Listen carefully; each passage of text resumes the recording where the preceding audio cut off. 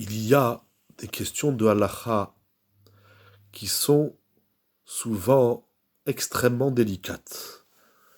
Nous allons traiter d'une question assez fréquente, qui est, comme nous l'avons dit, extrêmement délicate, mais c'est la halakha, il faut le dire. Chacun se tournera auprès de son rave pour savoir comment doit-il faire.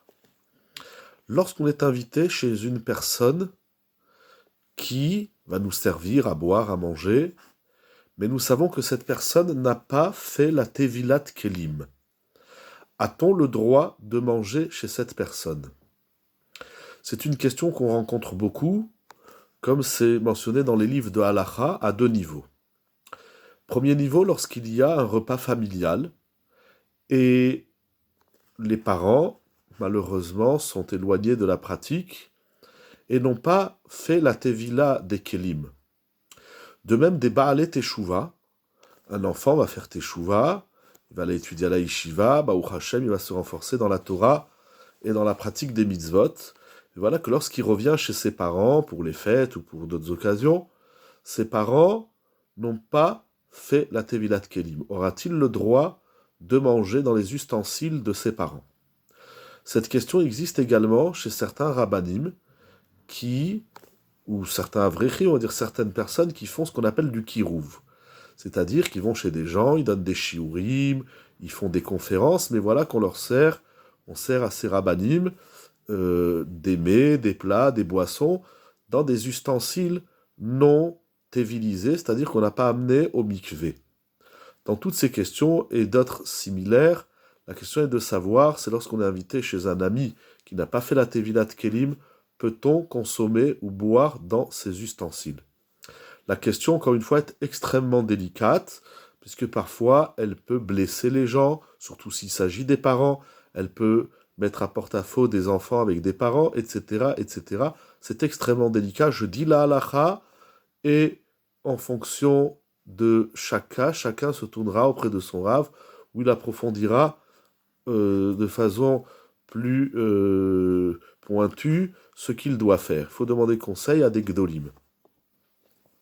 Bien évidemment, lorsqu'on peut demander des ustensiles en plastique, alors la question est moins compliquée, puisque beaucoup sont d'avis que dans le plastique, on ne fait pas Tevilat Kelim.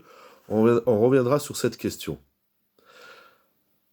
Rav Moshe Steinbuch, dans son Sefer Tshuvot Ve'anagot, premier volume, Siman Shin Nun Vav, soulève la question de savoir si la mitzvah de Tevilat Kelim incombe au propriétaire de l'ustensile ou à l'utilisateur de l'ustensile. Si la mitzvah incombe au propriétaire et non à l'utilisateur, j'aurai le droit de manger chez une personne qui n'a pas fait Tevilat Kelim. Par contre, si la mitzvah incombe au consommateur, alors même si ce ne sont pas mes ustensiles, je n'aurai pas le droit de consommer dans ces ustensiles. Pour conclure, il écrit la chose suivante.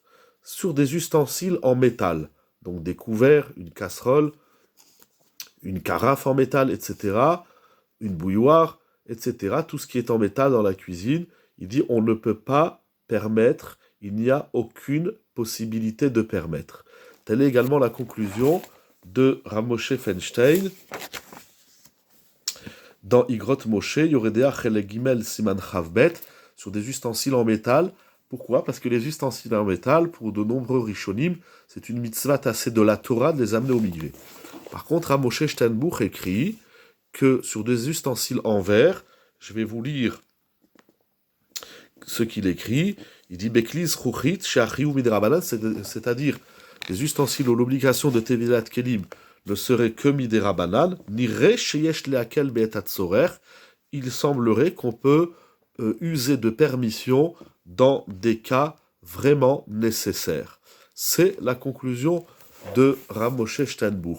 Ce qui est assez surprenant, d'abord nous allons voir de nombreux décisionnaires, notamment le Mishneh Halachot, qui dit que des Baalei Teshuva n'ont pas le droit de manger chez leurs parents lorsque les enfants sont certains que les parents n'ont pas fait la Tevilat Kelim, et il précise même Afilu Ochlim Tsonenim, c'est-à-dire même des aliments à froid. Ça n'a pas de question ici de savoir si c'est à chaud ou à froid, c'est même s'ils viennent lui servir un jus de fruits ou une salade dans des ustensiles, la chose est interdite. Et il ne fait pas de différence comme Rav Moshe Steinbuch, c'est des ustensiles en verre ou en métal.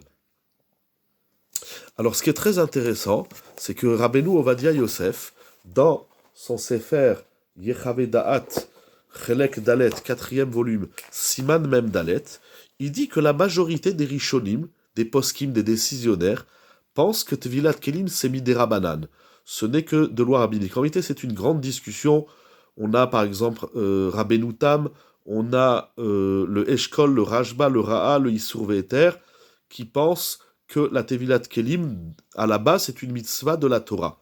Mais de l'autre côté, nous avons le Rambam, le Meiri, le Ran, le Ridba, le Rashbatz, le Ramban, le Orzaroua et le Chotraim, qui pensent que Tvilat Kelim n'est qu'une mitzvah midérabanan, et le Radbaz, Rabbeinu David ben Zimra, écrit dans ses tshuvot, Sherov aposkim sovrim chez Tvilat Kelim midérabanan.